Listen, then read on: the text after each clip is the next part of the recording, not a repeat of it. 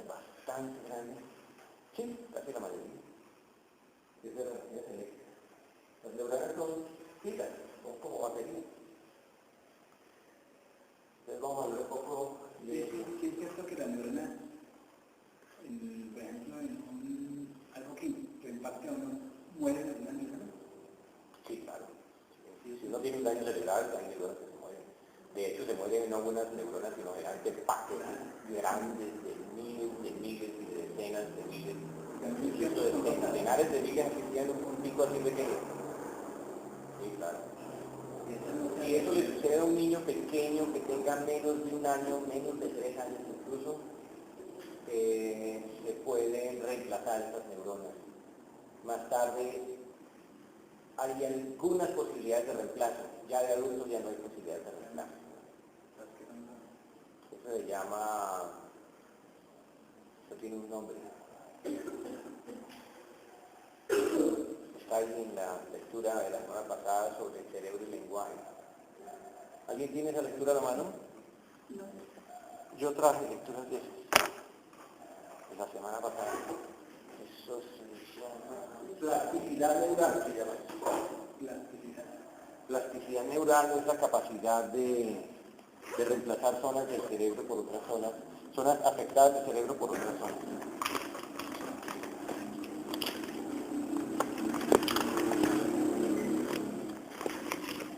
Entonces que no le olvide, está ahí. Buenas tardes, ¿cómo estás?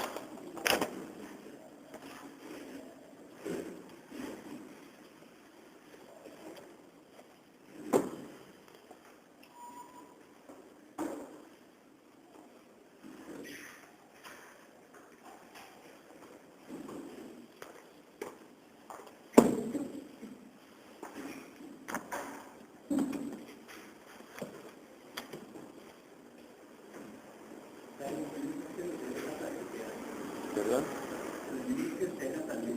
Sí. Sí. Sí, los niños que tienen plasticidad. Se habla de cierta plasticidad en el adulto cuando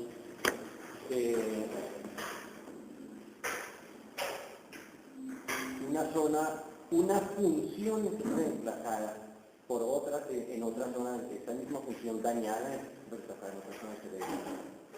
Y es variable, depende del adulto, depende del estado de la salud, depende de los años que tenga, depende del tipo de daño que se haya dado, y ahí es bastante variable.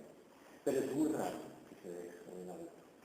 En el niño, en cambio, es extraordinariamente normal. El niño puede sufrir un daño cerebral a los 6 meses y su cerebro se regenera, es decir, no pierde las funciones, se regeneran, así sea que se haya que extirparle la zona, una zona adyacente al daño, recupera enseguida la función perdida de este grupo de neuronas. Dado que el cerebro tiene funciones especializadas en grupos de neuronas en zonas del cerebro, por eso tiene tanta división en el cerebro hoy en día, pues es bastante asombroso eso, pero es parte de las funciones del cerebro que se regeneran los tejidos cuando se es a un chico. Por ejemplo, después de hacer un golpe en la cabeza, utilizar una gota de sangre dentro. Yo conocí los senderos de un golpe, como a los 3 meses, que a veces hace yo, una gota de sangre en el cerebro. Y a los 3 meses estaba viviendo en su cuarto y yo no me levantaba, yo era una verdad, el cerebro es una zona supremamente delicada, es la parte más delicada del cuerpo. No recuerda nada. Cuando entra la sangre por segregación sobre los vasos sanguíneos, pero no hay sangre irrigada por el cerebro de mucho mundo. Igual que en el resto del cuerpo, que irriga por vasos sanguíneos. Si un vaso sanguíneo se rompe, puede paralizar una parte del cuerpo. De hecho, así sea ni siquiera una gota de sangre, puede ser un cuarto de gota, un décimo de gota de sangre, puede producir un daño en el cerebro. Sí. Pues hoy lo que nos interesa es tratar de establecer relaciones entre la manera como funciona el cerebro y yo creo que no nos va a alcanzar la clase de hoy a hablar sobre el cerebro, que una próxima clase, en 5 minutos estamos empezando, porque hay bastante que decir sobre ello, sobre todo cuando se habla de las relaciones de cerebro y mente, en donde al cerebro se le puede decir mente y donde en la mente está implícito el cerebro. Como cuando estamos hablando de cerebro hablamos de algo físico, y como cuando estamos hablando de mente ya no podemos hablar de algo físico, ya estamos hablando de funciones, de relaciones, en un sentido mucho más abstracto, que no hace alusión a nada físico, sino a propiedades del cerebro. Pero bueno, eso es algo que se puede comprender como cuando uno relaciona la palabra agua, o el término agua, H2O, con el término hidrógeno. Tiene hidrógeno aquí en un frasco, tiene hidrógeno y aquí tiene oxígeno en otro frasco, y usted podría echar uno en el otro y no hace agua. No es fácil formar agua. Sin embargo, todo el mundo sabe, y sabe a ciencia cierta, que la nuestra composición de los átomos de hidrógeno de cada uno de los químicos, independientemente que esté en forma de hielo, de vapor, líquido, etc. Y tiene propiedades totalmente diferentes, tanto químicas como físicas, como cada uno de estos datos. Entonces, es una relación de este tipo, ya se hacen semejantes. Tenemos el cerebro y la mente es una propiedad del cerebro. Ahí lo que nos interesa es conocer, sobre todo, la razón por la cual vamos a hablar hoy del cerebro es porque necesitamos hablar de nosotros, ¿sí? De cómo somos, o sea, cómo actuamos, dónde hace la percepción, dónde hace la conciencia, y por lo tanto entonces en dónde hacen las emociones, entonces después ya eso traducido a la conducta individual y a la conducta social, cómo todas estas relaciones se manifiestan en esas conductas. Otra cosa que yo digo, ¿cómo es que en mi cerebro, que una persona le entró una pulga, pero por dónde le va a entrar una pulga? No hay manera que entre una pulga al cerebro, a menos que salte de la banda del médico, del cirujano. Allí ya con herida. Ya son historias urbanas. Es pulgón. Son historias urbanas. Entonces, que le habían operado, pues no podían tocarle, sino que por el médico, por la lengua, había... No, claro que puedes tocar porque si no, ¿cómo se harían las operaciones del cerebro? Las operaciones del cerebro se hacen por tocando el cerebro. ¿Sí? Es más, de hecho, uno necesariamente no toca el cerebro afuera, sino que muchas veces tiene que hacer operaciones adentro del cerebro, el campo allá hacia adentro. Pero eso es que es lo que han dedicado. Los piensos que se pasan por el cerebro, pero cuando tocamos el cerebro. Por eso dice que la gente que consume mucha carne de cerdo, ¿cierto? Les sale una bacteria en el cerebro. No la gente que consuma mucha carne de cerdo, sino la gente que consuma cerdo porque está contaminado con una enfermedad que implica una bacteria o un virus que llega al cerebro. Pero para su información, las amibas también llegan al cerebro.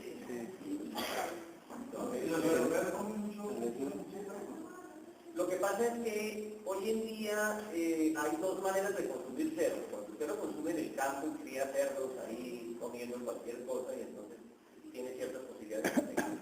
O cuando se crían cerdos en una porcicultura, como se dice, o sea, ya en un ámbito donde ya hay, de acuerdo con los cerdos, mucha mayor capacidad de sanidad, y ya hay un especialista permanentemente, hay un veterinario que anda mirando las pruebas y vacunando, se llama fiebre porcina, si no estoy mal.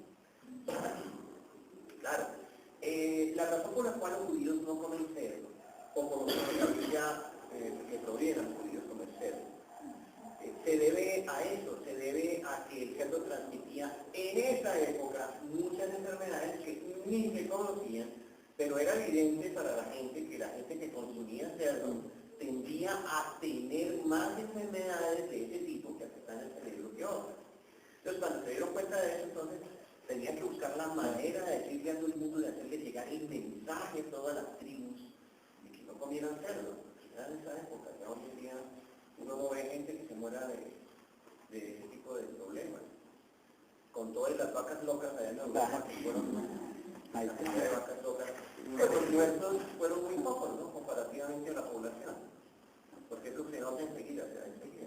Una persona llega con unos síntomas a una clínica y ya se conocen los síntomas, y dice, bueno, ¿y usted dónde estuvo? Todo ese tipo de cosas, y entonces localizan la zona y enseguida cierran todo, pues la historia es otra. Pero el cerdo, mientras se cocine bien, incluso si está enfermo el cerdo, pues los bichos que están ahí se mueren. Porque ustedes ven que uno no tiene buenas costumbres alimenticias, ¿eh? Uno no cocina bien el cerdo, no lo sofríe bien, no lo cocina bien. Lo ideal, por ejemplo, el cerdo es cocinarlo, después sofreír, por ejemplo, para darle un sabor. Pero usted consigue igual enfermedades en carne de vaca, en el pescado y se diga, en el pollo, en la piel. La tenia es otra, sí. No solamente el cerdo, pero el cerdo también transmite la tenia. Bueno, en fin, empezamos. Ya estamos sobre las 16. Bien, la idea de hoy es dar una posibilidad sobre el capítulo inicial que tiene que ver con cómo funciona el cerebro. La intención, lo bueno de conocer cómo funciona el cerebro es que nos permite ver desde una perspectiva totalmente diferente a como hemos venido viendo las conductas de las personas. Porque la intención es precisamente tratando de comprender el funcionamiento estructural básico del cerebro. Se comprendan las conductas de los seres humanos, tanto como individuos como como seres sociales. Decíamos hace 8 días que a lo largo de centenares de millones de años que evolucionó el cerebro no siempre ha existido, el cerebro no surgió de buenas a primeras, es producto de una evolución supremamente compleja y muy prolongada en el tiempo, y hoy en día tenemos un cerebro que tiene fácilmente 300 millones de años. Somos herederos de unos valores impresionantes de tipo genético, que se manifiestan en el hecho de que nosotros hablamos sobre muchas cosas, imaginamos 25.000 cosas, somos sensibles al arte y a todas las expresiones de la sensibilidad del ser humano, del afecto, etc. Eso son manifestaciones fundamentalmente a través de la comunicación que nacen en un cerebro muy evolucionado como el nuestro. El cerebro pesa más o menos unos 1.380 gramos en el hombre y unos 1.250 gramos en la mujer. No sé por qué está diferente. El caso es que está constituido por unas 50.000 millones de neuronas que pueden llegar a elaborar 100 trillones de relaciones sinápticas. Serios, paralelos, y muchas formas de establecerse sinapsis de unas neuronas con otras neuronas. Debido a que son sinapsis, a que una sinapsis ocurre no porque la neurona está aquí y la otra esté aquí y esta ya tenga su dendrita, sino quien ha visto alguna vez, eso se mostró alguna vez en un programa de Spoel,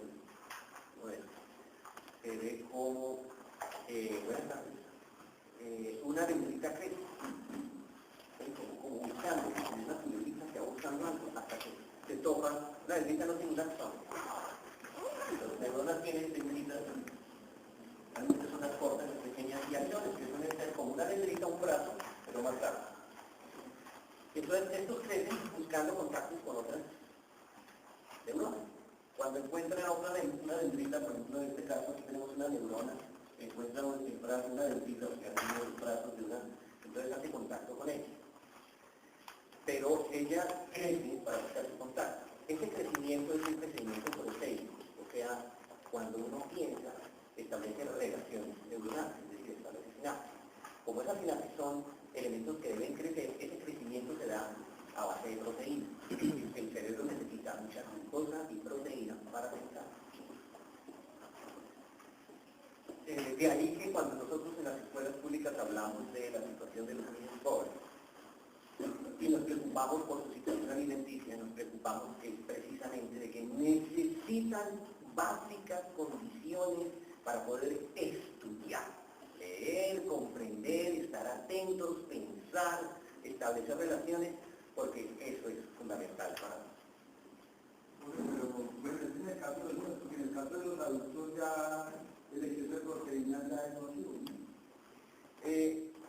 generalmente el exceso de proteína termina volviéndose energía y entonces más bien termina volviéndose la energía más costosa. Pero en el caso de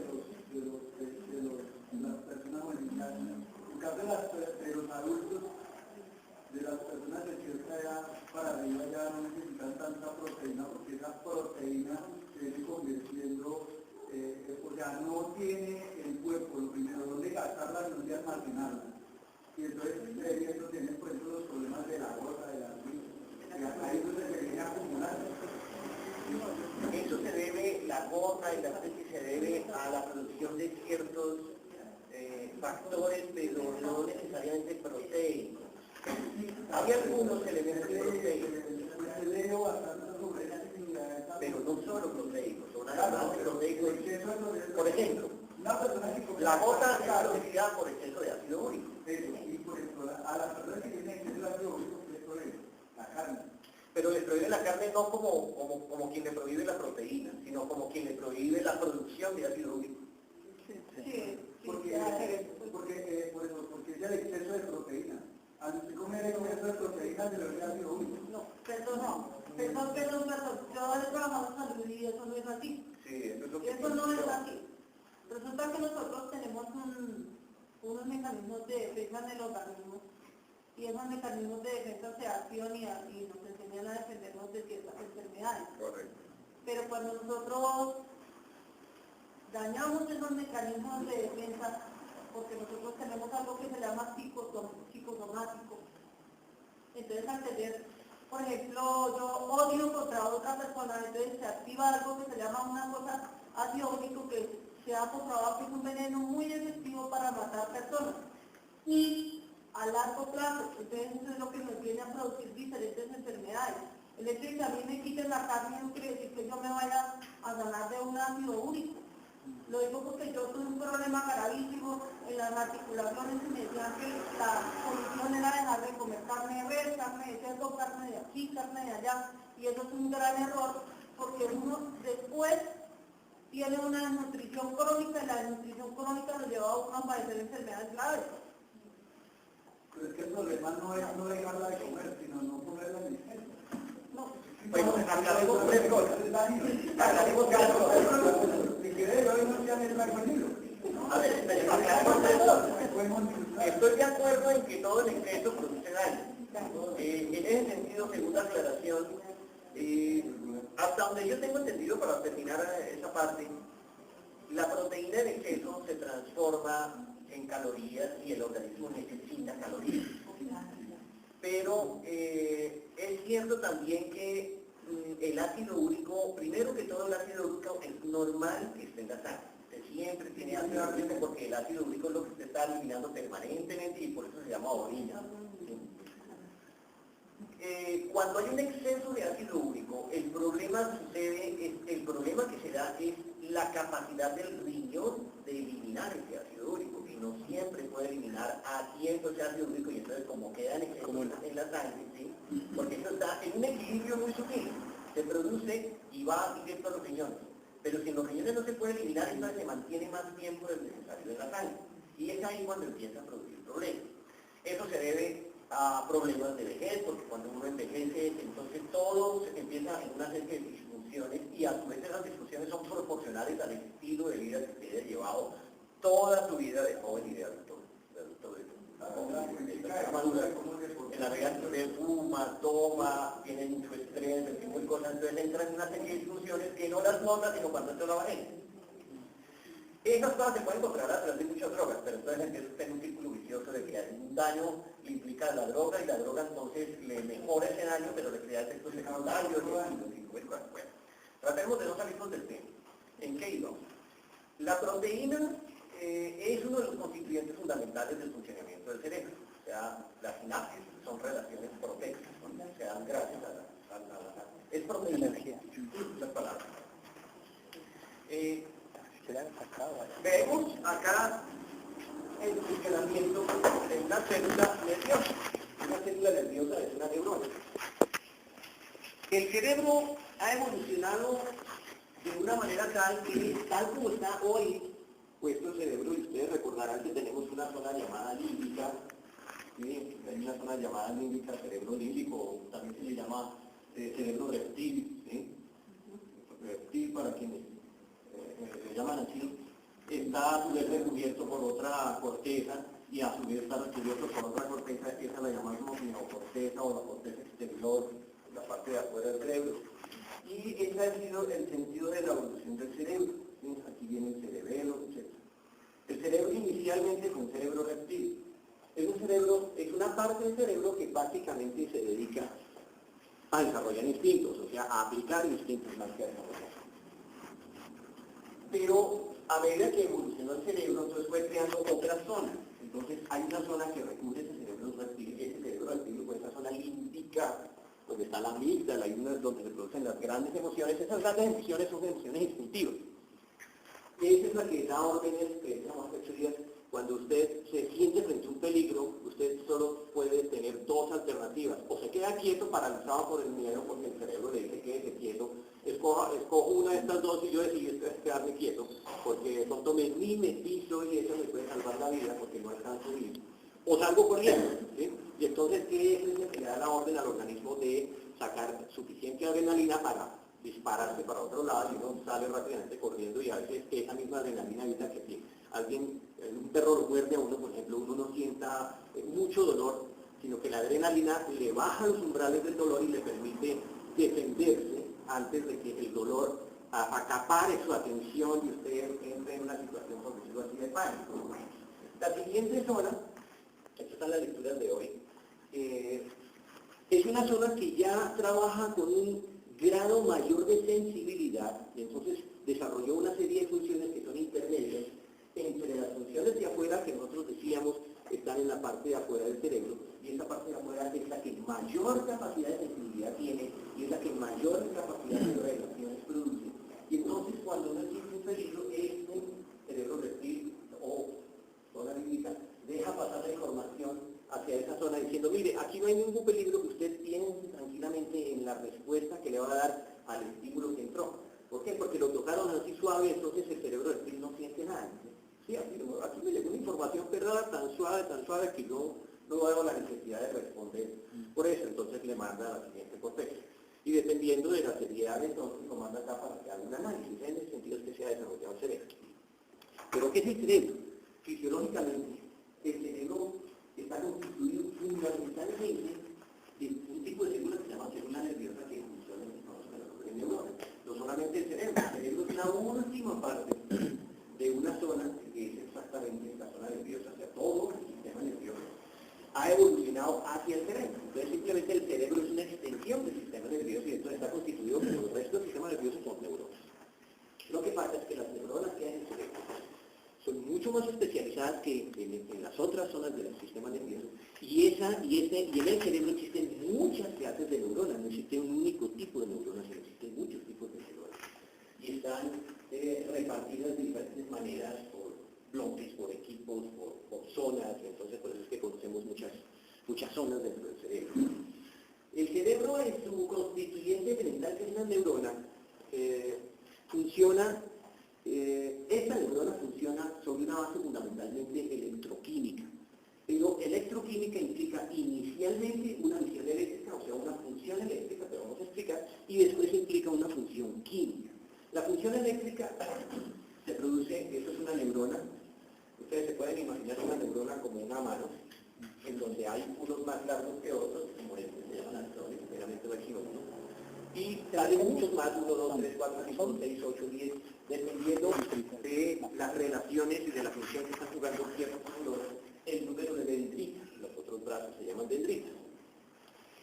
La dendrita es el sitio por donde entra información hacia el soma, que se llama el cuerpo de se llama soma, el cuerpo de la neurona. Y el axón es el sitio por donde sale información. ¿Qué clase de información? Inicialmente eléctrica. Esa información eléctrica se da de la misma manera. Nosotros tenemos una neurona así, vamos a verla así. Entonces, viéndola así, vamos a coger la membrana, que esta es la membrana, ¿correcto? La membrana está constituida por una serie de elementos que permiten o no permiten un paso, o sea, esta es la parte interna de la célula, la parte interna.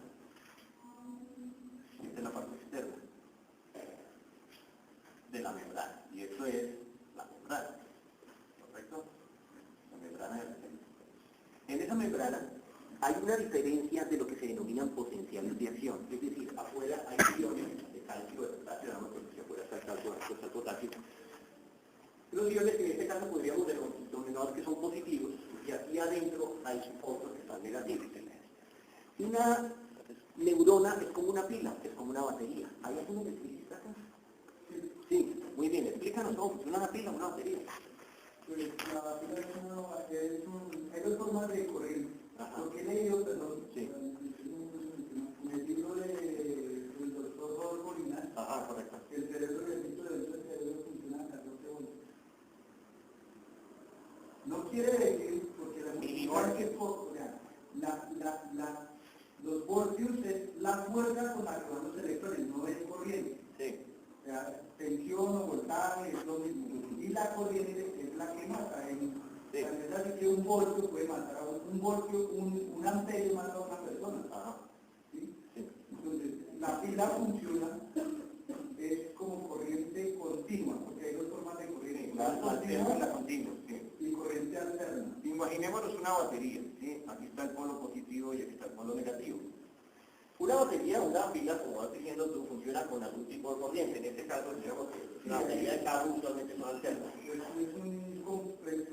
Es un compuesto químico que hace una reacción. Exacto. Que genera... ¿Eso qué quiere decir? Que tenemos unas zonas en donde tenemos iones positivos dependiendo dentro de los sostenidos en un líquido, un sólido, bueno, en un líquido, un sólido.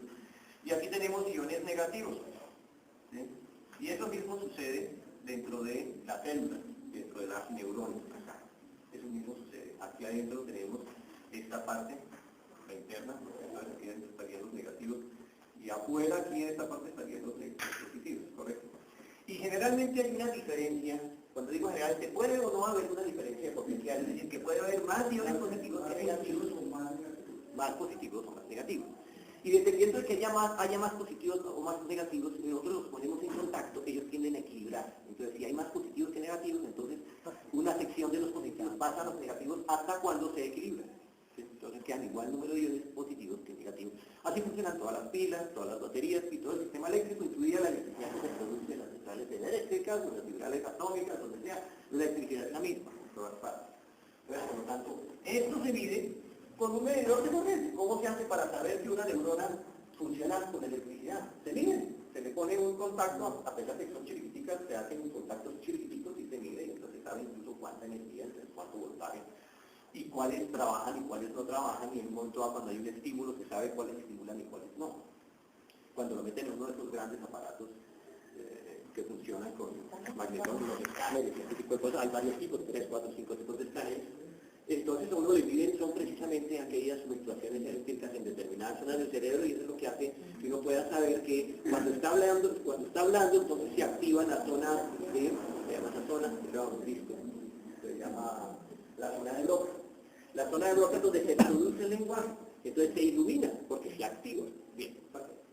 Entonces, aquí pasa exactamente lo mismo. Entonces, cuando hay un contacto, entonces yo tengo aquí un cable y lo uno con este, no importa que pase aquí por un motor, por un bombillo, lo que sea, el caso es que se establece una relación entre este y este, ¿correcto? A través de lo que sea, el motor o lo que sea. Y entonces es ahí donde al pasar, cuando aquí hay un mayor número que allá, entonces pasan, perdón, eso funciona de esas maneras, funciona de los negativos hacia los positivos, ¿no es cierto? Entonces, cuando aquí hay más de esto, entonces pasan a través de esto y hacen funcionar el bombillo, hacen funcionar el motor, hacen funcionar lo que sea. Y vienen y terminan acá, siempre es un circuito cerrado. Y aquí pasa exactamente lo mismo, ni más ni menos. Lo que sucede es que aquí existen unos canales, y esos canales se abren y se cierran, entonces permiten o no el paso de iones hacia adentro o hacia afuera, dependiendo de dónde esté el potencial. Cuando se mueven esos iones se produce una carga eléctrica. Esa carga eléctrica es enviada a través del electrón a una dendrita de otra neurona. Y sucesivamente esa a su vez reacciona de una determinada manera. Cuando esa reacciona le puede mandar a 1, 2, 3, 4, 5 más, y a su vez se la manda a 1, 2, 3, 4, 5 más, y así sucesivamente. Nunca funciona una sola neurona, sino funcionan bloques enteros de neuronas. Las neuronas funcionan por un sistema, las neuronas pueden funcionar por excitabilidad, porque son excitadas, ¿sí? Y una neurona y excita a otra, o puede funcionar por inhibición, es decir, una neurona inhibe a otra, inhibe que se siga excitando esa otra. Exactamente. Entonces, cuando se genera una función cualquiera dentro de la mente, dentro del cerebro, generalmente no se puede mandar o una función excitadora de miles o decenas de miles o centenares de miles de neuronas, pero no siempre funciona en un solo sentido y no siempre se están excitando un grupo de neuronas, sino que a veces se excita un número de neuronas, pero simultáneamente se produce la inhibición de otro grupo de neuronas. Entonces generalmente lo que se hace es comparar la fuerza que tienen o las que excitan o las que inhiben. ¿Sí? Entonces cuando aquí tenemos por ejemplo un 90% de excitación contra un 10% de inhibición, la fuerza sigue siendo muy alta y entonces termina siendo el resultado final de esa excitación o una excitación, una función X o Y. Cuando esto viene siendo un 60 y un 40, simplemente lo que hay es una mayor pobreza de esa excitación, pero sigue prevaleciendo la excitación sobre la inhibición. Y nosotros nos la pasamos entre impulsarnos e inhibirnos, como que quiero, como que no quiero. Eso se llama excitación. Inhibición. Como que quiere y no quiere la cosa.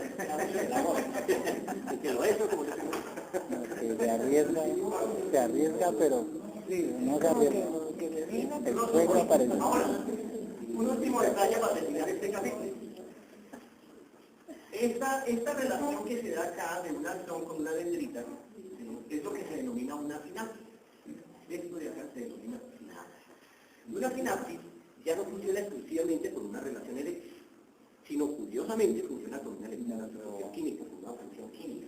Esa función química consiste en que es la punta del axón, esto es un axón, ¿sí? Esta es una dendrita, ¿sí? Es decir, uno de los brazos, por donde va la energía. Entonces aquí uno interpreta y llega el axón con una corriente eléctrica, ¿sí? Y en lugar de pasarle la corriente eléctrica a la dendrita para que a su vez active la siguiente neurona y a su vez esa neurona le pase por su acción a otras neuronas a través de sus dendritas de información eléctrica, lo que hace es transponer la información eléctrica, trasladarla, convertirla en información química. Entonces aquí viene la información eléctrica, ¿sí? Y lo que hace es excitar una serie de productos, de elementos que hay acá. Se cambia la energía eléctrica en energía química. Se transforma la energía eléctrica en energía química. Y excita una serie de elementos que traspasan esa membrana final del axón, lo mandan a donde se hace interrelación entre la punta de la acción y la siguiente dendrita, y aquí traspasan la membrana, esos elementos, y excitan nuevos elementos, o sea, tiene un resultado determinado. A su vez ese resultado químico se vuelve de nuevo un resultado eléctrico en la dendrita. ¿Ya? Aquí se vuelve un resultado químico, aquí hay una interacción química, pero la interacción química vuelve y produce una interrelación eléctrica que llega hasta el soma, y en el soma esa excitabilidad o esa inhibición produce un efecto determinado que a su vez se reproduce en las otras dendritas, que en la acción de esta que va dirigida hacia otras dendritas de otras neuronas y sucesivamente. Bien. Con eso ya podemos comprender que funcionamos a base de electricidad. Ahora, en la... Sí. Todas las personas tienen el cerebro del mismo tamaño. En general sí, en general sí.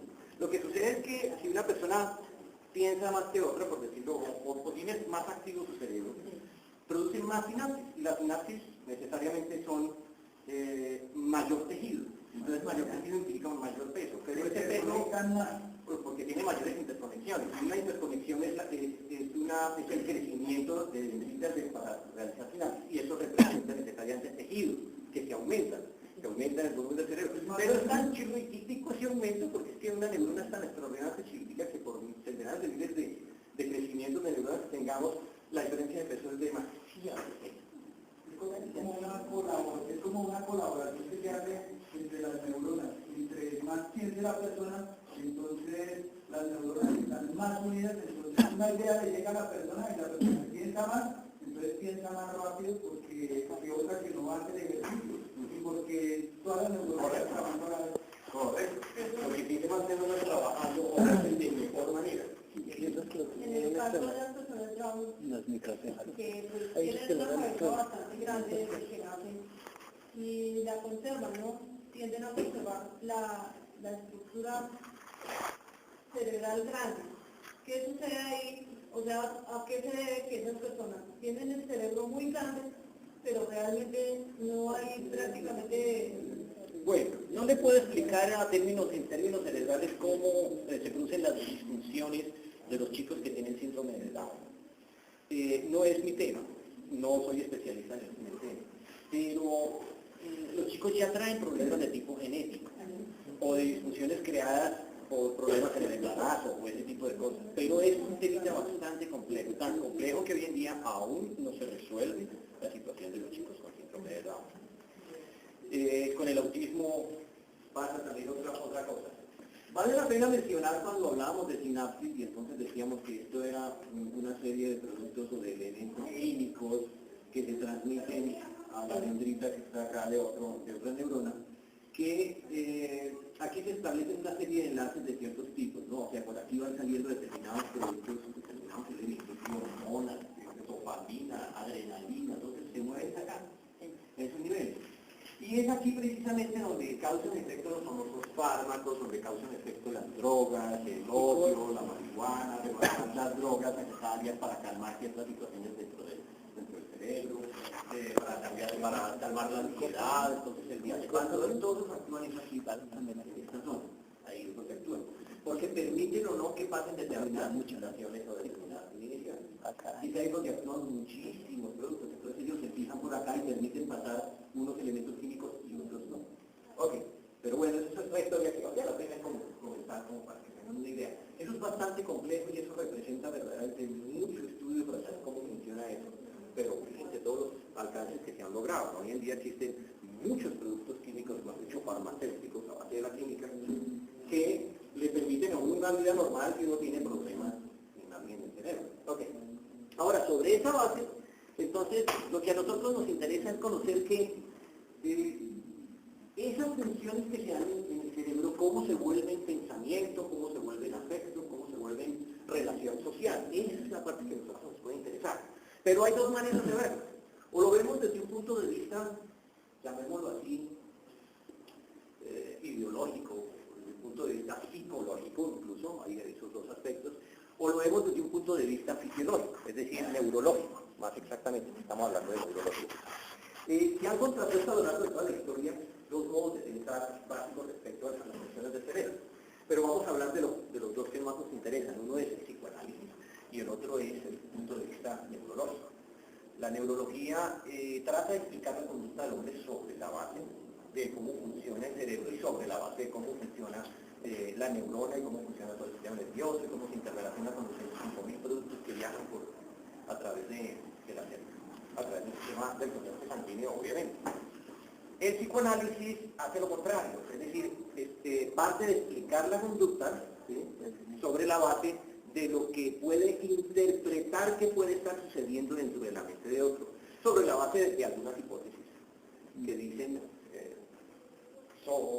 rápidamente, por decirlo de alguna manera, dicen, yo veo en una persona que habla de tal manera, que dice afirma determinadas cosas, y sobre esas afirmaciones yo trato de encontrar qué es lo que causa la ansiedad. Estoy entendiendo que un psicoanalista es una persona que atiende a una persona que, por ejemplo, llega al consultorio con ansiedad. Entonces tengo que saber qué produce la ansiedad. Entonces el neurólogo, a través de los psiquiatras, el neurólogo trata de explicar el funcionamiento del cerebro. El psiquiatra conoce desde ese funcionamiento especialmente bioquímico del cerebro y por lo tanto suele decirle al paciente, al mismo paciente que llega con su ansiedad, usted obviamente tiene que interpretar qué clase de disfunción es la que trae, no es fácil tampoco eso, si no le tomaría tanto tiempo si a un especialista, pero termina recomendando un fármaco específico que actúa sobre las bases del cerebro, las función del cerebro que está vinculada a la ansiedad. Se cuestiona si eso termina realmente curando la ansiedad o solamente la calma. Pero hay gente que basta que le curen la ansiedad durante un tiempo determinado para que pueda enfocar desde esa perspectiva sus problemas. Entonces, de una u otra manera, hay gente que no espera, ni tiene las condiciones ni el dinero de hacer un tratamiento psicológico. Por lo tanto, eso le representa una buena alternativa. Pero hay personas que dicen, yo no quiero fármacos, yo quiero someterme a un psicoanalista. Generalmente se sabe que cuando uno se somete a un psicoanálisis, eso representa fácilmente meses o años de tratamiento. Es bastante costoso. ¿Qué hace el psicoanalista? Entonces entra a considerar que la persona está expresando algo que tiene que ver con algún momento dado, un trauma que sucedió en alguna etapa de su vida, o algún problema de tipo social, de tipo familiar, que tuvo implicación fuerte de tipo psicológico.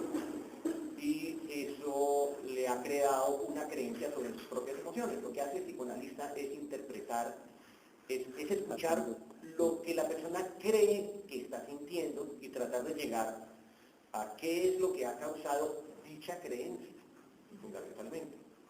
No lo que está sintiendo, sino por qué cree que lo que está sintiendo es desamor, depresión, ansiedad o cualquier otra, o estrés o lo que sea.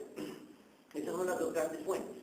Ahora, de aquí para allá, entonces nuestro interés es cómo nosotros podemos tener una incidencia sobre nuestra conducta con base en el conocimiento de cualquiera de estos dos enfoques. Lo puede enfocarlo desde el punto de vista psicológico, y además el punto de vista psicológico no tiene únicamente un enfoque psicoanalítico, existe el enfoque psicológico, propiamente dicho, que tiene varios nombres, o sea que hay varios enfoques, hay varias terapias de tipo psicológica, entonces no solamente el psicoanálisis, yo lo pone como un ejemplo, ya que todo el mundo conoce lo que es el psicoanálisis.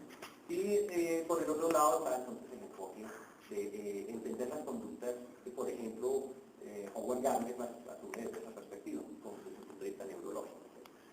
Goleman también, como buenos anglosajones, son personas muy dadas a tratar de explicar las conductas sobre la base de saber cómo funciona el cerebro. Entonces, sabiendo cómo funciona el cerebro, sabiendo cómo hay una gran cantidad de productos que corren por la sangre, que crean una respuesta en el organismo, son además producidos por una estimulación específica. ¿Sí? Alguien me grita y entonces estimula a través de mi cerebro y mi cerebro produce adrenalina. La adrenalina pasa al torrente sanguíneo y me hace moverme de una manera rápida, estrambótica. Si yo no controlo esa adrenalina o si realmente no pasaba nada, si yo no termino volviendo esa adrenalina energía para correr, esa adrenalina se puede volver estrés.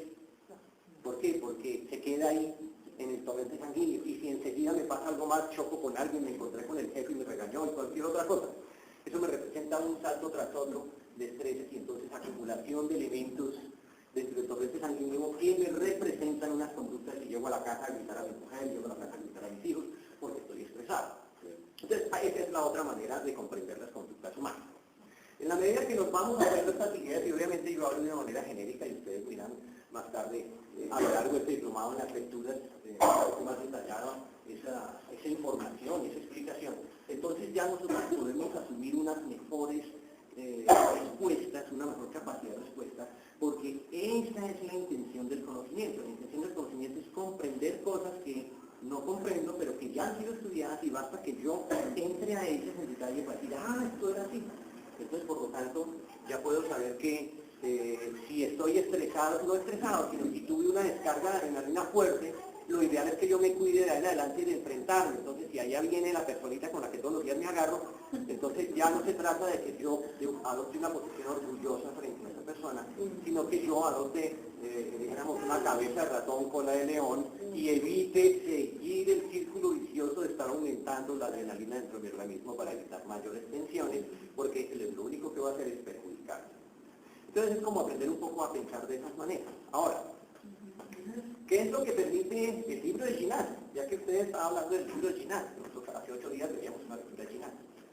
Ginás lo que trata de hacer saber, aquí se menciona en esta lectura también bastante Ginás, en esta lectura, sacado de 3 libros muy interesantes de ellos, que trata de hacer saber que La razón por la cual Gina dice, habla del yo en su libro, o sea, su título es precisamente relativo a la relación entre cerebro y la noción de yo, que el yo es algo que no existe como solemos nosotros asumir que existe, es decir, uno asume que yo, ese hombre orgulloso, esa persona orgullosa de ser y de sentirse así como es, ¿sí? Que entre otras cosas conduce a volverse, esa posición de orgullo, conduce a volverse un poco rígido, un poco duro, ¿no? Es más, de hecho lo conduce uno a volverse autoritario, ¿sí? A volverse machista y por lo tanto termina uno exactamente alejando a las personas, porque su conducta viene formulada o viene dada por una interpretación de lo que soy. ¿Sí?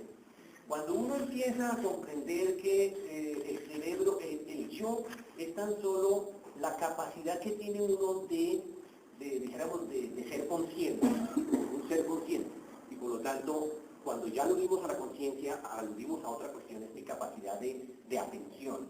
La conciencia nace en la capacidad que tengo yo de estar vigilante, es decir, estar en vigilia en una situación contraria al sueño. Vigilia quiere decir atento a. Entonces, en la medida que yo me entiendo que yo, estando despierto, soy un ser atento a, entonces se trata de que yo asimile lo que sucede y que sepa interpretar los estímulos que me entran, ¿sí? Por los diferentes sentidos, la vista, el oído. Entonces alguien me grita, me dice algo, y yo puedo interpretar ese grito de una o de otra manera. Esa interpretación, en la medida en que es reflexiva esa interpretación, es decir, en la medida en que también me chocó, porque obviamente me entra a la amígdala, sí, a la amígdala me quiere hacer reaccionar, pero entonces yo digo, a ver, pero ¿qué pasó? ¿Por qué esta persona me gritó? La verdad es que yo intento hacer una reflexión sobre lo que está sucediendo, sobre el estímulo que me entra. Entonces yo puedo generar una respuesta, porque generalmente todo funciona es como estímulo-respuesta, estímulo-respuesta. Es decir, el conductismo sigue vigente en muchos sentidos, este es uno de esos sentidos. Entonces yo modulo mi respuesta. Y modular mi respuesta quiere decir controlo mi capacidad de reacción. Entonces fíjense que la noción de controlarme es una función fundamental ahí. Y ya hemos hablado de la necesidad de uno tener una sensación, una idea, una capacidad de control.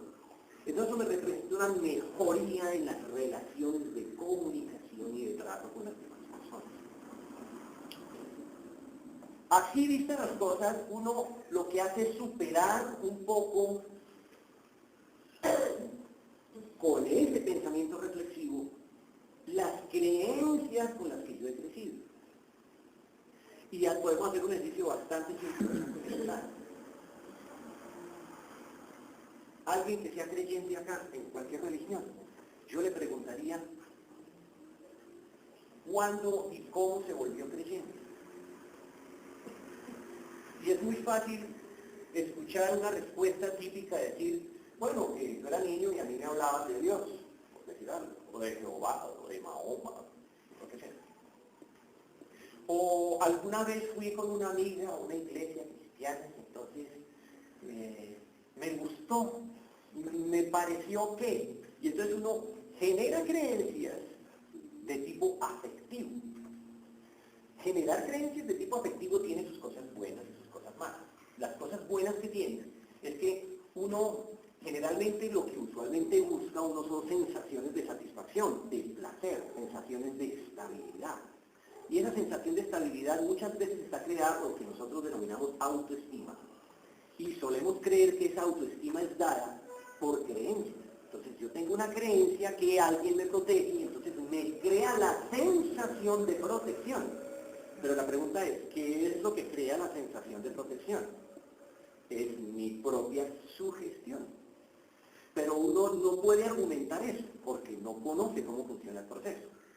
Como no lo puede argumentar, entonces uno simplemente se afianza en él y se encierra en él. Al encerrarse en él, entonces tiende a adoptar lo que nosotros llamamos una posición dogmática. Yo, en lo que sea, hay incluso dogmas que dice, yo creo que existe esa energía de los que hablan algunos tipos que anda por el aire, entonces uno cree en muchas cosas. Pero debido a que nosotros nunca, usualmente no mantenemos en un medio de estar averiguando las cosas, de estar leyendo, de estar cuestionando nuestras creencias, entonces mantenemos un nivel de creencias incuestionable. Entonces, Entonces, cuando se da una situación de discusión con otras personas sobre cualquier cosa, así sea sobre si es mejor vender este producto en la empresa que este otro, o cuáles fueron las razones a que la gente no haya aceptado este producto y este sí. Eso puede conducir, si usted no es flexible, si usted no conoce sobre la temática, a que usted afiance una posición netamente afectiva, de decir, es que no le creo, es que no es así, es que no señor, y se acabó el asunto y uno se para en eso. Y si es el jefe que adopta esa posición, pues todo el mundo, pues sí, jefe, usted tiene la razón. Pero cuando se trata de progresar y si el jefe es un tipo inteligente y bien formado, Falta de respeto contra las personas, porque uno tiene que respetar lo que los demás piensan. bueno, eso es una de las implicaciones que trae, ¿sí? No, porque este jefe puede adoptar posiciones muy diplomáticas, y decir, no, es que saben que yo no encuentro su razón, ¿no? Así que vamos a dejar las cosas como están, ¿cierto? Y se lo puede decir en muy bonitas palabras, entonces usted no puede alegar que hay un irrespeto en la situación. Es decir, hay muchas maniobras, muchas defensas de las personas, ¿sí? Muchas justificaciones, las llamamos, para adoptar posiciones. Y ese es el mundo en que nosotros vivimos, en un mundo en donde no diferenciamos qué es una justificación y qué es una explicación. Y nosotros no andamos detrás de esas explicaciones porque las explicaciones implican trabajo. Y uno evalúa el nivel de trabajo que tiene que realizar para explicarse una situación proporcionalmente al resultado que le va a dar el explicarse esa situación o no. Entonces muchas veces uno pelea con la vecina y uno se para así, ¿por qué hizo eso? Porque nunca había pasado acá ese tipo de situaciones. Entonces me voy a proponer averiguar, uno dice, esto fue una pendeja y se acabó el asunto y olvida el asunto. Y no lo explica. Entonces simplemente deja las cosas así. En programación eso es contraproducente, o sea, eso no es lo que uno debe hacer. Lo que uno debe buscar hacer es precisamente explicarse todas las cosas que suceden alrededor, obviamente dentro de determinados niveles. Hay unas cosas que son más importantes que otras. Entonces, ¿qué es lo que uno debe hacer? Uno debe organizar a través de mapas mentales, mapas conceptuales, cualquier forma de organización mental, y entonces existen centenares de formas de organización. La diversidad de problemas, inquietudes y preguntas que usted se hace. De tal manera que usted, cuando tenga a disposición, si se ha hecho la pregunta, toda pregunta, como tiende a conducir a una respuesta, llega un momento en que lo pone usted en la búsqueda. Es decir, bueno, ahora que estoy en el bus y que no tengo nada que hacer, ¿qué era lo que venía pensando? Ah, venía pensando por qué fulanita, mi vecina, se puso de mal genio conmigo. ¿Sí? Entonces uno retoma la situación y entonces se va pensando en eso. Lo que sucede es que como nosotros somos desordenados en nuestra mente, entonces se atraviesan otros temas. Entonces usted está pensando en ese tema y de pronto, ¡ay! Se me quedó la lonchera en la casa. ¿Sí? Y entonces se le fue ese tema. Pero a propósito es que no me la traje porque yo no sé qué le hizo Juanito el vasito. Entonces no la cerré y entonces se me quedó encima de la mesa. Entonces ese Juanito trae y entonces se va por otro lado y dale. Entonces uno vive muy desorganizado mentalmente. Entonces, la idea de la programación es que uno diga, bueno, pero paremos aquí este tema y sigamos con mi vecina. ¿Sí? Entonces paremos el asunto con la vecina, o sea, terminemos el asunto con la vecina. Entonces, yo podría decir cosas como, me dan ganas de preguntarle, pero es que por la manera como me habló, yo prefiero decirle a mi señora que disimuladamente se averigüe pues así por debajo, ¿verdad? ¿Qué fue lo que pasó? Y entonces uno, listo, se acabó el tema, cerrado en el capítulo, ahora sí, el asunto de la lonchera, y vuelve y juega entonces el asunto de la lonchera. Pero uno debe terminar esos elementos y si no empiezan a acumular, y acumular, y acumular, y acumular. Resulta que como uno no los ha acumulado voluntariamente, he dicho, bueno, esto va en este cajoncito y esto lo trato mañana. Esto es para dentro de un mes, uno no tiene prisa, esto tiene que ser ahorita en cuanto llegue. Uno no hace ese tipo de organizaciones, entonces se van formando una serie de acumulaciones dentro de la mente. Y ahí sí es una mente. Y obviamente eso es una repercusión que va al cerebro. Y cuando hay una repercusión sobre el cerebro, hay una repercusión sobre el organismo. Eso es lo que se llama una sugestión. Eso es lo que se llamaba psicosomático. Es decir, hay una relación entre lo que pertenece a la psique, por lo tanto a la mente, psique quiere decir mente, y lo que pertenece al cuerpo, hay una interrelación. Y entonces puede ser positiva o negativa. Positiva cuando usted se pone feliz por una situación y entonces le corre una emoción deliciosa en el cuerpo. Y negativa cuando le corre estrés y entonces usted está que el primero que se alguien se lo mata. Entonces, hay todos los niveles intermedios entre esas dos. Pero debido a eso, que uno debe sufrir insomnio también. Bueno, eso puede tener varias causas. Usted puede tener insomnio porque, por ejemplo, terminó tomando un café. O puede tener insomnio a la hora de acostarse. O porque comió azúcar a la hora de acostarse. Puede tener insomnio porque tenga mucha preocupaciones para el día siguiente. El azúcar produce insomnio. En algunas personas pero insomnio negativo, porque hay veces que el organismo intenta quemar inmediatamente lo que se come, sobre todo cuando son calorías fáciles. El azúcar es una caloría fácil. Entonces el organismo necesita quemar la caloría, y una manera de quemar la caloría es no permitiéndole el sueño. Entonces si usted está despierto, tiene que quemar calorías. Una manera de dormir es salga usted a la ventana, abra las ventanas, prepare el pan y lo meta hacia el frío. Entonces tiene que quemar calorías. Pero hay gente que le da, hay gente que no le da. Eso depende de la persona. Yo lo hacía y no me costaba nada, pero no todo el mundo le vale eso. Ahora ya no lo puedo hacer. O salir a correr, o hacer ejercicio. Coger una puerta y empieza a saltar, y después de media hora de estar saltando, tenga lo que se está durmiendo. Está cansadito. Imagínate eso que hago en la mañana. A las 3 de la mañana y a las 3 de la mañana. Bueno, pero ese es otro asunto. Bien, ok. Vengo que pasemos a este ejercicio, ustedes tengan la empieza de pasar por sus lecturas. Hoy tenemos una lectura dedicada al cerebro y la subjetividad. Otro dedicado a la última, al cerebro visto desde como un artículo. Y tenemos 4 ejercicios de los cuales les debo uno porque hace 8 días les repetí uno que estaba un poco malo. Podemos corregir la parte mala, pero no podemos, ya no sirve para nada corregir la hoja. Hay una hoja que yo aquí les voy a completar. Compléteme las miró, y estos son 3. Hay lecturas de la semana pasada, quienes no tienen la lectura de la semana pasada. La vida mental pasó de ser tema exclusivo del psicoanálisis porque es que la vida mental empezó a ser tratada por el psicoanálisis. No fue el cerebro del que se empezó a hablar, sino se empezó a hablar de las manifestaciones de la mente, y Freud fue la persona que trató de una manera muy acertada, Sigmund Freud, la interpretación de las conductas sobre la base de lo que sucedía, es decir, al lanzar la conducta, trataba de implicar qué era lo que sucedía dentro de la mente. La vida mental pasó de ser tema exclusivo del psicoanálisis a serlo también de la neurociencia. Estudian lo mismo, pero desde puntos de vista diferentes. Hace 100 años aproximadamente, el enfoque objetivo, las neurociencias, se desprendió del análisis subjetivo, el psicoanálisis. En la época de Freud, en finales del siglo XIX, no era posible estudiar los misterios de la personalidad, la motivación, las emociones. Y para Freud, la manera más útil de tratar los desórdenes fue desde una perspectiva psicológica pura. Los métodos y tecnologías actuales permiten hoy estudiar el cerebro como nunca antes. Hoy los neurocientíficos consideran el psicoanálisis como no científico y a su vez es decir, la neurociencia considera, el psicoanálisis considera a las neurociencias como simplistas y que excluyen a la psique, o sea que no hablan de la psique, sino solamente de cuestiones de funciones neurológicas, de cuestiones fisiológicas, y uno necesita que le expliquen cómo funciona la mente porque uno no entiende más que si le hablan en lenguajes sencillos, por decirlo de alguna manera. Se tendrán que hacer grandes esfuerzos para identificar estas dos posturas. Los dos dibujos que aparecen ahí, el de la izquierda pertenece a la trayectoria de la evolución de la cual empezamos a hablar cuando estábamos al comienzo de la clase.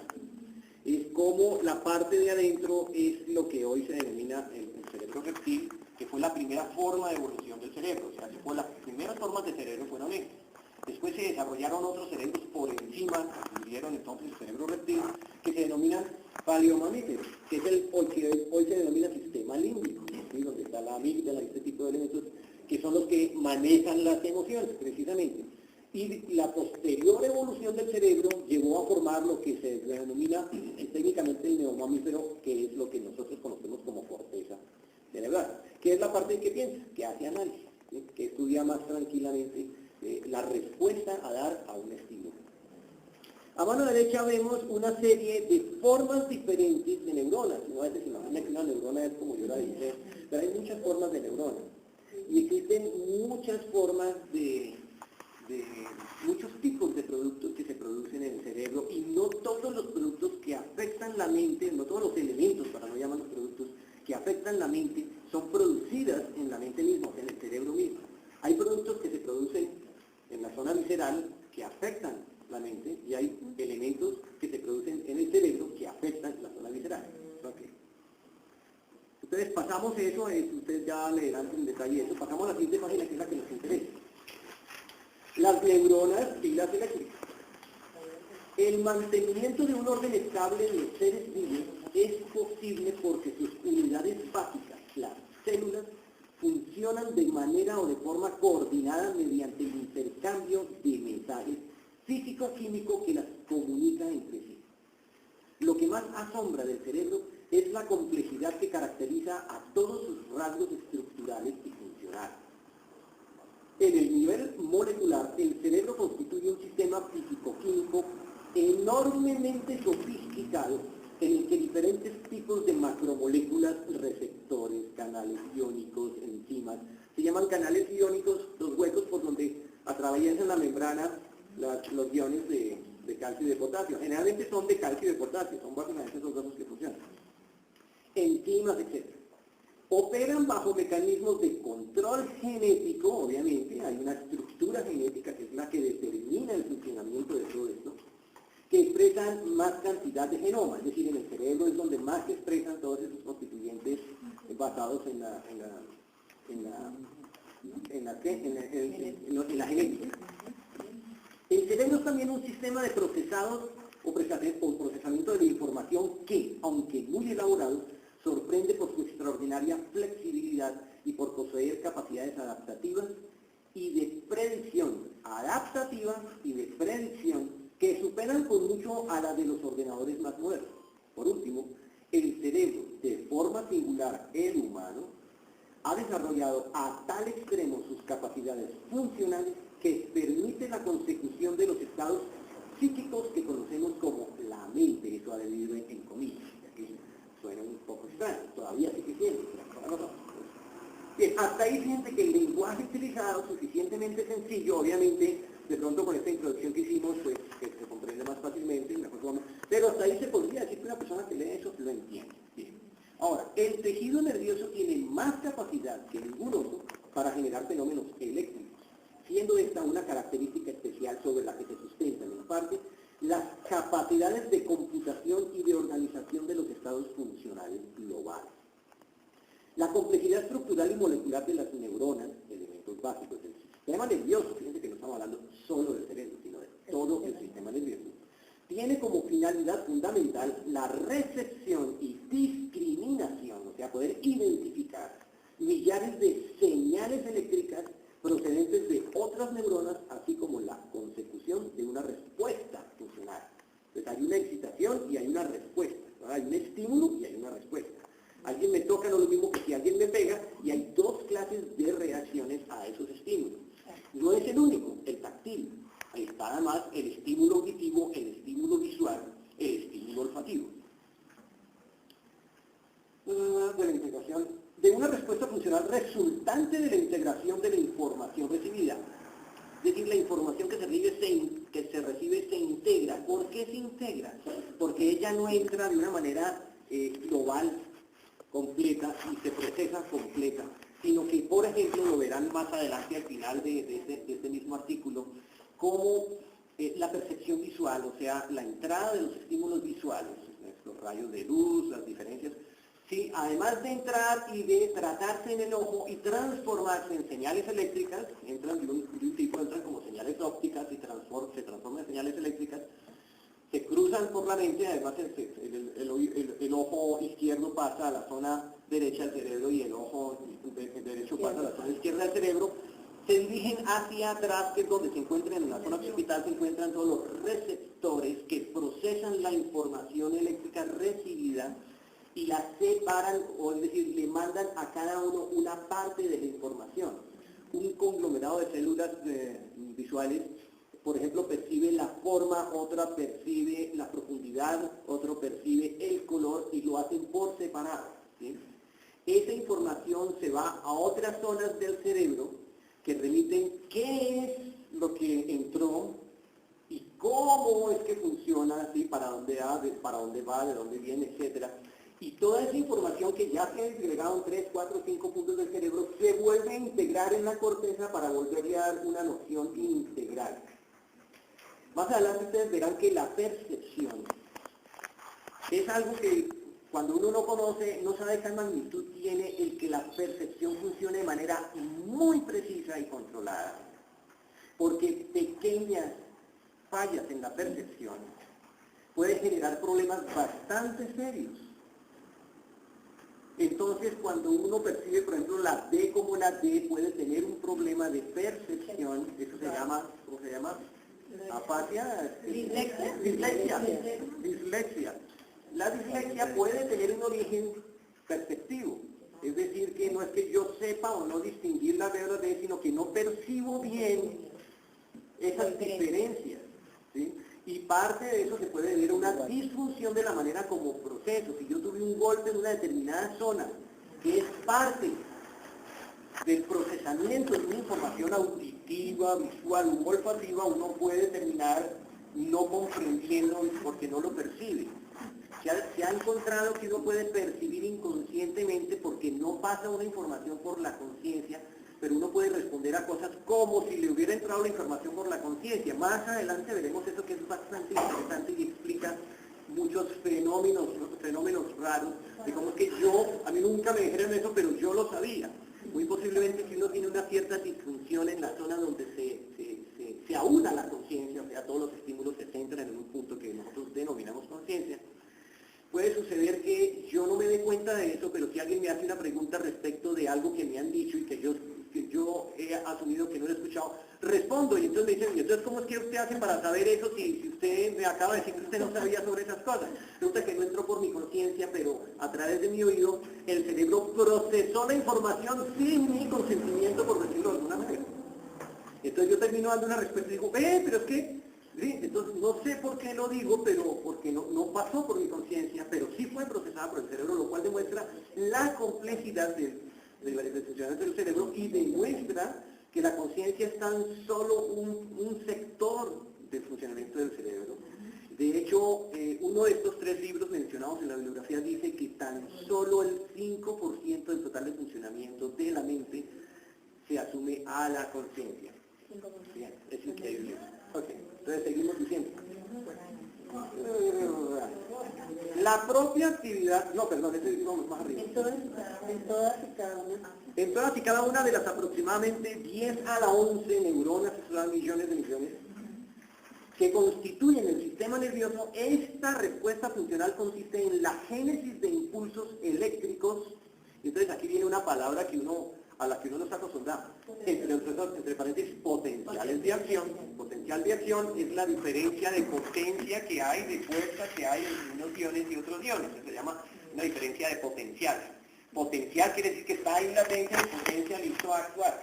Y si yo le abro los canales iónicos, esa fuerza se va al otro lado de la membrana, como en el caso de la batería, de un polo al otro, ¿correcto? Entonces produce un cambio del potencial de acción. Entonces fíjense cómo nos vamos acostumbrando a ciertos términos.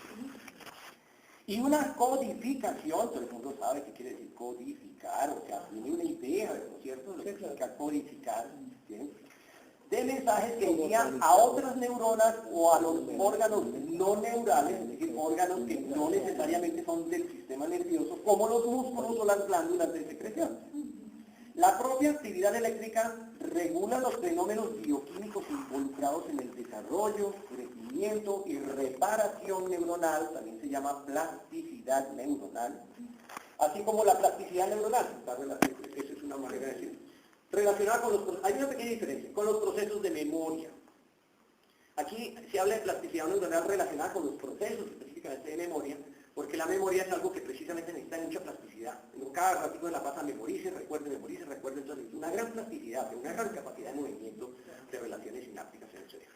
Por lo tanto, la electricidad permite elaborar el lenguaje de comunicación intercelular que utiliza las paredes neuronales, ya lo vimos, en donde emergen desde la conducta más elemental hasta los estados psíquicos más sofisticados.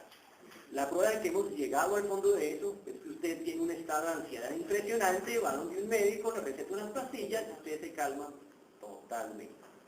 se le murió el papá, se enloqueció, va al médico, le da una pastilla y usted va al entierro como si no pasara nada, como si nadie hubiera dicho nada, como si nunca hubiera pasado nada, y uno dice, ¿cómo hace para estar tranquila, tan tranquila? Porque le bloquearon unos receptores que permitían la excitación y entonces ya no se puede excitar determinadas zonas del cerebro, etc. Y eso hoy en día se conoce de una manera impresionantemente sofisticada y detallada.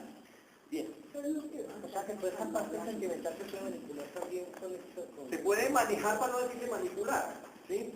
Se podría manipular, pero en principio se maneja de esa manera.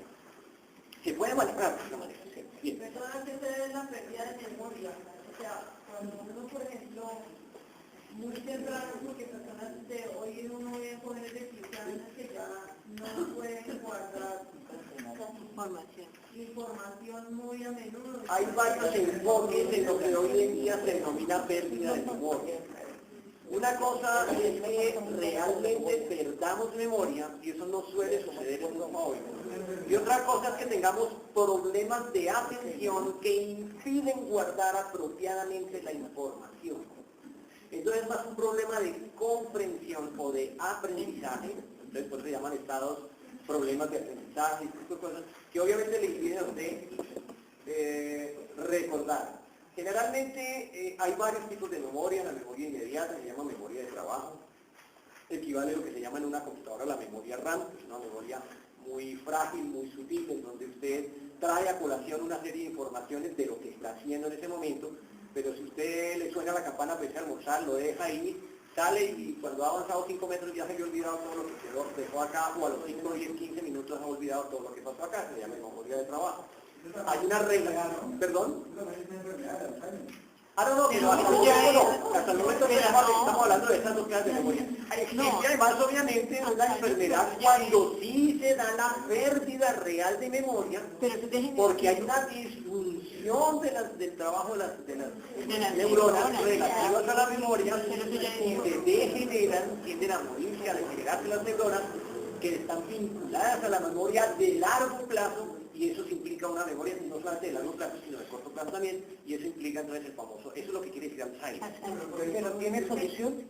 Hasta el momento no habían encontrado solución, pero ya parece que han estado haciendo unos experimentos que usualmente lo utiliza la gran burguesía que tienen como para eso. Pero también Tampoco llegarán el joven se a está tomando nosotros. unas pastillas que hace 4 años muy buenas para la memoria. ¿Pero qué? ¿Para hacer qué con la memoria? Sí, no se acuerda el nombre.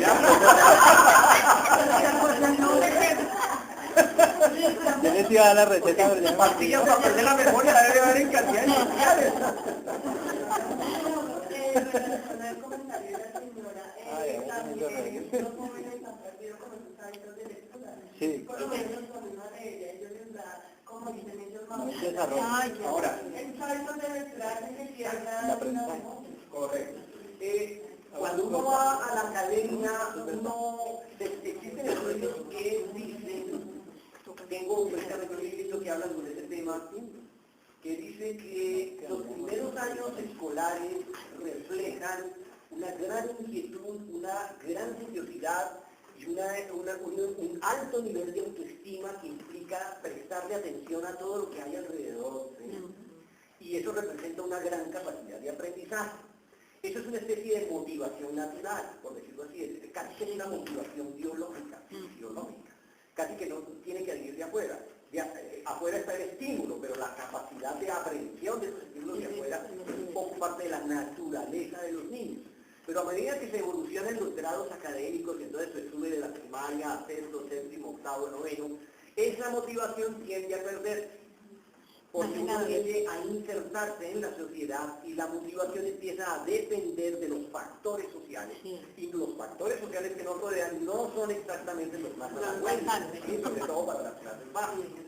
Ese estado, esa situación de la sociedad, el hambre, los problemas de violencia, ¿sí? Que yo vivo en un barrio riquísimo donde no llegan los buses, todo ese tipo de problemas, obviamente desmotiva más que motiva.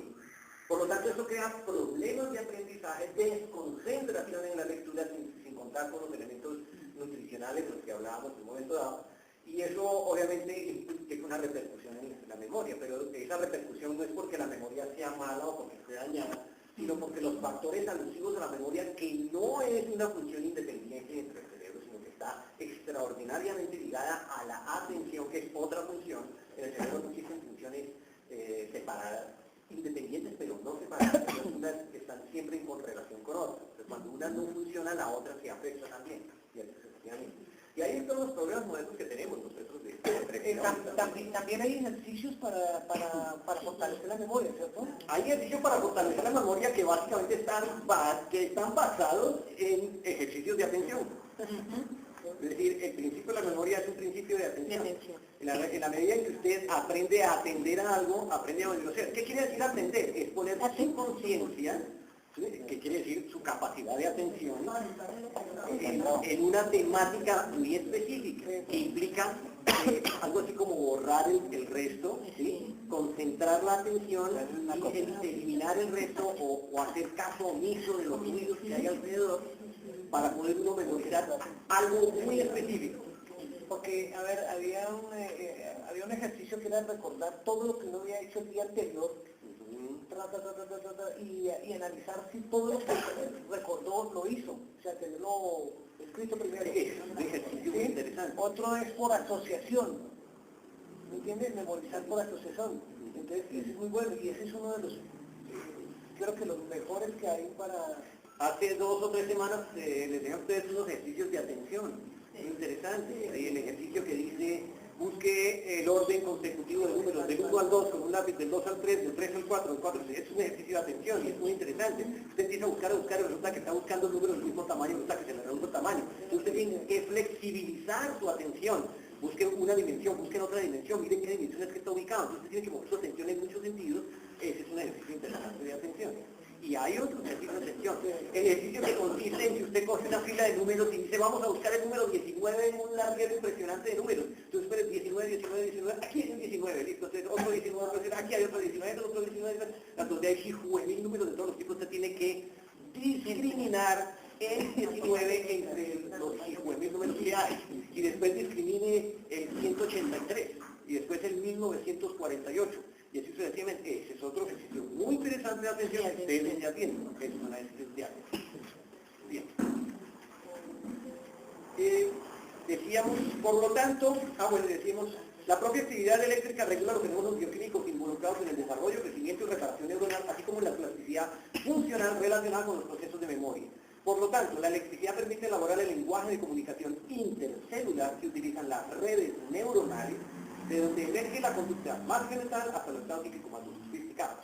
El dibujo de la izquierda hace alusión al dibujo que nosotros habíamos hecho acá en la parte izquierda, que es una neurona, donde se ven los elementos fundamentales, y al centro, varias neuronas asociadas unas a otras a través de acciones y dendritos.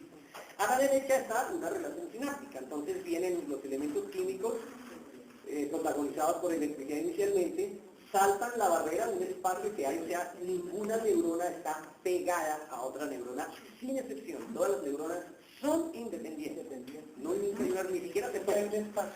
Siempre hay un espacio. Ese espacio se llama sinapsis.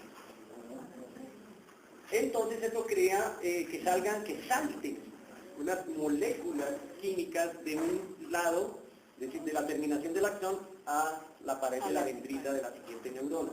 Esa a su vez se transforma en electricidad que va hasta el cuerpo de la neurona y esa neurona reproduce en ese sentido o se activa o se inhibe de acuerdo al tipo de información que le llega y reproduce esa información de activación o de inhibición a través de su axón, no existe sino un axón por neurona, a otras dendritas, ¿correcto? A las dendritas de otras células sucesivamente. Hay unos médicos que hacen unos tratamientos que se llaman tratamientos para oligoelementos en personas que están desnutridas a nivel neuronal. Sí.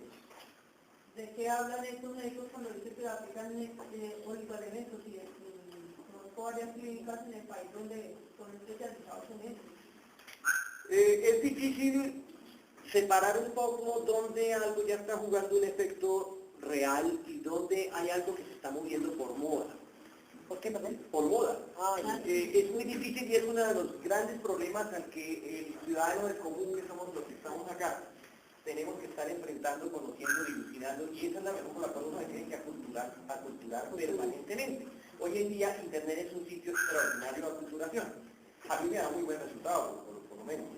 Aún así, cuando uno entra a Internet, tiene que comparar una respuesta a una pregunta que ha hecho con otra respuesta, con otra respuesta, con otra respuesta, y ver qué hay en común y qué hay de diferente. Se ha venido descubriendo oligoelementos, quiere decir compuestos a base de ciertos aceites. Se ha venido descubriendo que algunos aceites tienen propiedades benéficas sobre el organismo. Recuerden que ustedes han escuchado que hay que bajar grasas y hay que bajar grasas, hay que hacer dietas y hay que tratar de no comer grasas, este tipo de cosas. Entonces se puso de moda no comer grasas. Resulta que la grasa es parte constituyente natural del organismo. El mismísimo colesterol es parte natural del organismo y el organismo necesita colesterol. Pero hay colesteroles, no, necesitan de ambos están en el cuerpo y ambos se necesitan. El bueno y el malo los utiliza el cuerpo. Lo que pasa es que deben estar en unas proporciones adecuadas.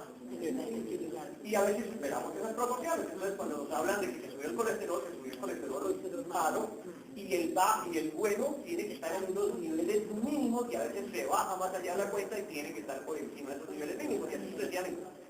Pero además se ha encontrado que hay unos oligoelementos, hacia unos aceites, como el famoso omega 3, que es algo omega 3, que se ha descubierto que se encuentra, por ejemplo, en los pescados, que es un aceite benéfico, igual que cuando hablamos del aceite de oliva. Se dice que el aceite de oliva es un aceite que usted puede comer, consumir, y por eso se le echa a las ensaladas, porque es un aceite que incluso llega a producir baja del colesterol malo, o sea, contribuye a que se baje el colesterol malo, a pesar de ser un aceite. Hay aceites de oliva que pueden ponerse al calor y hay aceites de oliva que no se pueden poner al calor. Los aceites, los aceites que no se deben poner al calor son los aceites llamados vírgenes. Entonces por eso usted cuando compra aceites, de muchos aceites, y hay que seguir aceite virgen de oliva, y hay extra virgen, y hay el aceite que no es ni virgen ni extra virgen, que ya se lo virginidad. Usted puede hacer lo que quiera. Oliva y quedó, lo que pasa es que no calentar mucho el aceite, cuando uno compra frutos por fuera, esos frutos del aceite color oscuro, tiene ya demasiados elementos quemados, y hay por allá otra afirmación que dice que consumir productos quemados, tiene una pequeña incidencia en los orígenes del cáncer. Entonces, pues uno, es mucho lo que hay que leer, uno como que mantener, que es verdad y que no es verdad, hay que leer bastante. Meterse en internet y mirar todo. Generalmente en internet uno encuentra muy buenos espacios, es muy fácil entrar a la Universidad de Navarra, por ejemplo, una universidad que tiene muy buenas páginas web en medicina, y que aclaran muchas cosas, y no es la única, hay muchas páginas de universidades y de facultades de medicina que aclaran muchas cosas, son muy recomendables. Bien, terminamos esta pequeña lectura diciendo lo siguiente. Creo que con esto terminamos. Entonces miremos este otro capítulo. Hasta ahí fíjense que todo ha sido relativamente sencillo. Ahora bien, los canales iónicos, la búsqueda de las bases moleculares de la electricidad cerebral. Bueno, todos esos términos ya nos dicen cosas, porque tenemos una idea, vamos a hablar. Nos acostumbramos a que en el cerebro va y viene electricidad.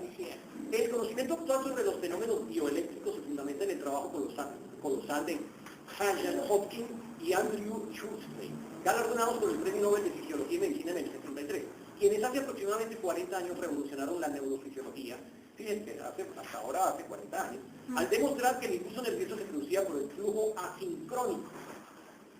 Cuando uno encuentra una palabra que uno no comprende en una lectura, uno debe pararse, buscar un diccionario, buscar la palabra y comprender lo que dice. Si usted quiere seguir derecho, subraye la palabra, siga derecho, pero le va a quedar difícil comprender un poco lo que va a seguir. Entonces de ahí en adelante va a seguir comprendiendo fragmentadamente lo que dice. Entonces comprende una frasecita aquí, otra que sí allá y otra allá, pero entonces va a perder el sentido del contexto. Asincrónico quiere decir que no funciona en sincronía, sino que se produce una vez en una situación, otra vez en otra situación, un momento dado en un tiempo y otro en un tiempo, o de una manera aquí y de otra manera, con una intensidad aquí, con otra intensidad allá. No en una sincronía, no en una situación de, digamos, de intervalos regulares, sino de intervalos irregulares. Eso se llama asincronía.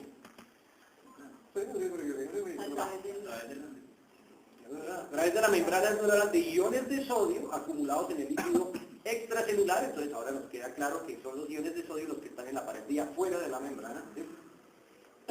en el líquido extracelular, y de potasio más abundantes en el citoplasma, es decir, en la parte de adentro de la membrana que está relacionada con el citoplasma. Como la membrana de todas las células está formada por una matriz lipídica hidrofóbica, entonces matriz es como un artefacto, como un elemento, como un elemento complejo, ¿sí? Lipídica hace alusión a los lípidos, es decir, a las grasas. Hidrofóbica quiere decir que rechaza el agua, ¿sí? Y por tanto muy impermeable a los iones. Estos investigadores propusieron que el citado movimiento de iones, generador de corriente eléctrica transmembranal, no tiene ningún misterio, se producía a través de poros o canales de naturaleza hidrofílica, o sea que tienen una relación con el agua. La investigación biológica de los últimos tiempos ha estado dominada por la espectacularidad del desarrollo tecnológico en biología molecular. O sea, alguien preguntaba, ¿qué hacen los biólogos hoy en día? Metidos en unos borros para dentro del cerebro impresionantes.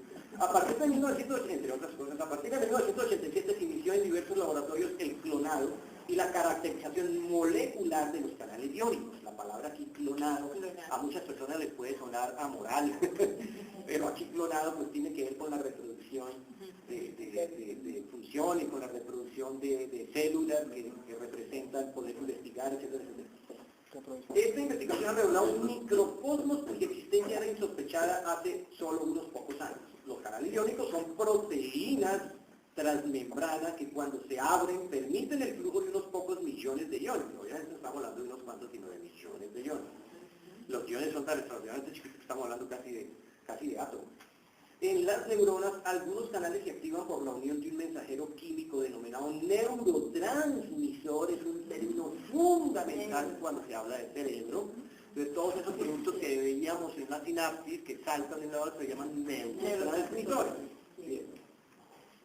Que se libera de prolongaciones de otras neuronas, que se libera del axón y salta a la dendrita de la siguiente célula. Otros canales, como por ejemplo los de los receptores sensoriales, se activan por cambios de variables físico-químicas del medio externo o interno. Lo que quiere decir es que existe no solamente una manera de abrirse la membrana, sino que existen muchas formas y lo hacen desde varias modalidades y con varios productos diferentes.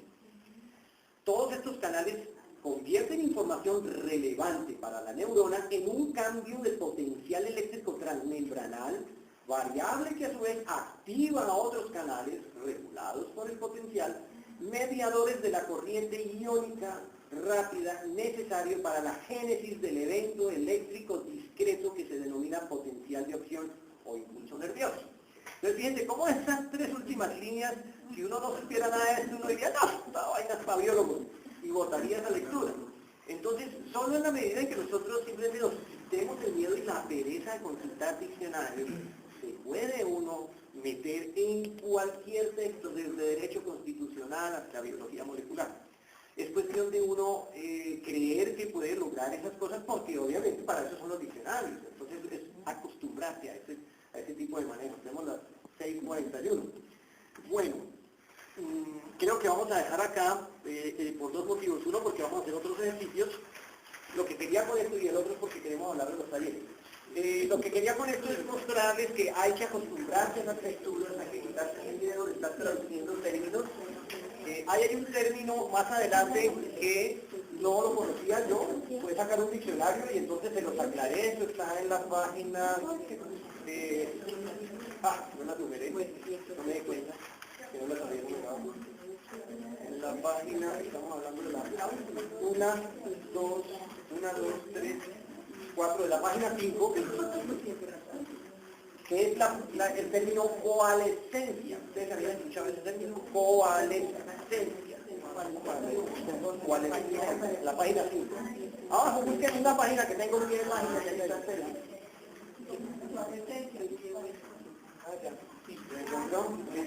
Entonces estoy buscando el número 1, aquí está. Atribuye en la actualidad una función más amplia de coalescencia temporoespacial. Entonces, coalescencia temporoespacial. Paré porque el diccionario encontré la palabra coalescencia, que quiere decir propiedad de las cosas de fundirse o de funcionar. funcionar. Propiedades. De las cosas, ahí está en el pie de página. Abajo, dice en el pie de página. Ah, ya. Propiedad de las cosas que tienen de fundirse o de funcionar de varios tipos. Hay ciertos productos que tienen la propiedad de fundirse dentro del cerebro. O de ciertas proceduras de funcionar. Ayer me enteré, pues leyendo también sobre el cerebro, que hay un gen de la inteligencia. Se hicieron un estudio entre el chimpancé y el hombre. Descubrieron que esa pequeña diferencia que hay entre los dos es ese gen. Y dicen que el hombre también lo hace diferente de los animales porque tiene una gran capacidad de mentir, de engañar y de socializar. O sea, es una capacidad grande. Los animales dicen que se socializan, pero no tienen esas dimensiones de ir más allá de una segunda, de analizar qué es lo que quiere decir el profesor con una seña. Ellos medio interpretan. Hablando sobre el microcéfalo, también leí algo sobre eso, sobre los tamaños del cerebro. Sí hay hombres con microcefalia que tienen el cerebro más pequeño y por ahí, como no hay desarrollo, entonces es un ser casi animal en cuanto a las capacidades, pero no deja de ser hombre. El problema grave es cuando el cerebro crece y el cráneo no lo deja. Eso sí es grave y es también una enfermedad. Sí, que también es una vez. Entonces tienen que romper el cráneo porque si no eso le produce unos dolores Claro. del otro mundo. Otra cosa, Romper el cráneo para que siga creciendo. claro, es que como aquí hay una La cantidad de presión, enfermedades que existen raras se moriría. hay una presión con la médula espinal y ahí viene que él muere, ahí habla sobre eso también. O sea, El cover pasa programas especiales de enfermedades raras. otra cosa, la célula de la inteligencia se llama ASPM.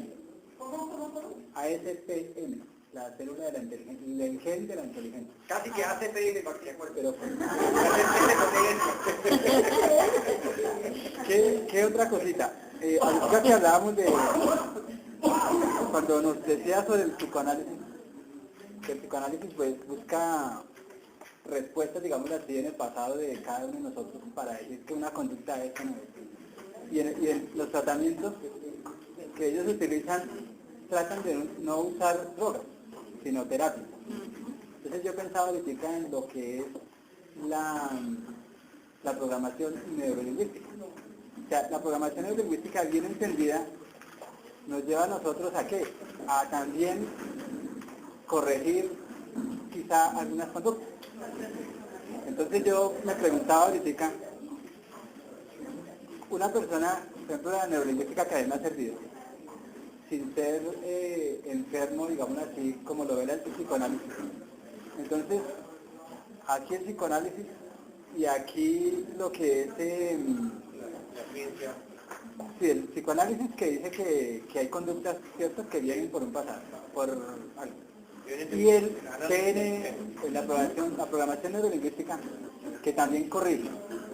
Entonces, las dos en terapias, ¿qué similitud puede haber? Bueno, hay una distancia grande. Primero, yo soy de los que piensan que la programación neurolingüística tiene algo especulativo y algo de cierto y hay que entrar a diferenciar esas cosas. Más adelante estaremos hablando de eso.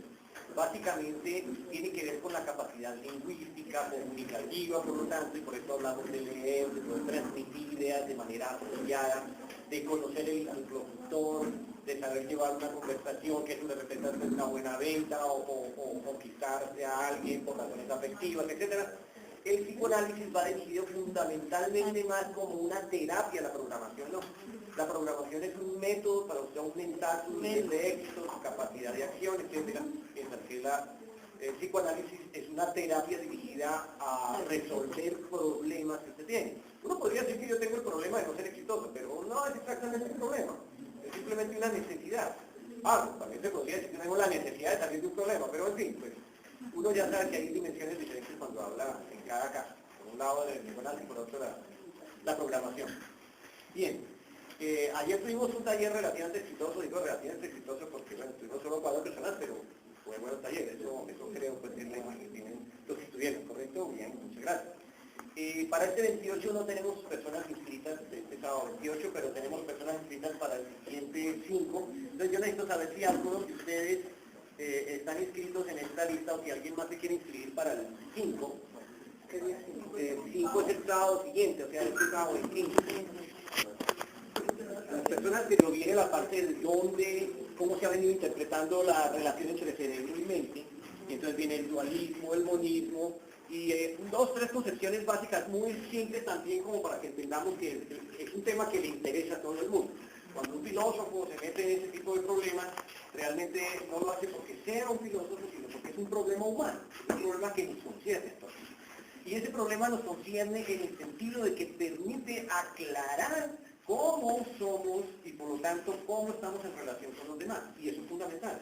Es decir, realmente lo que hay detrás de todo esto, detrás del curso, de la intención de la programación, del desarrollo de inteligencia, es cómo establecemos, mejoramos relaciones sociales que tienen todas las implicaciones, relaciones laborales, relaciones económicas, relaciones familiares, relaciones afectivas, relaciones emocionales de todos los tipos.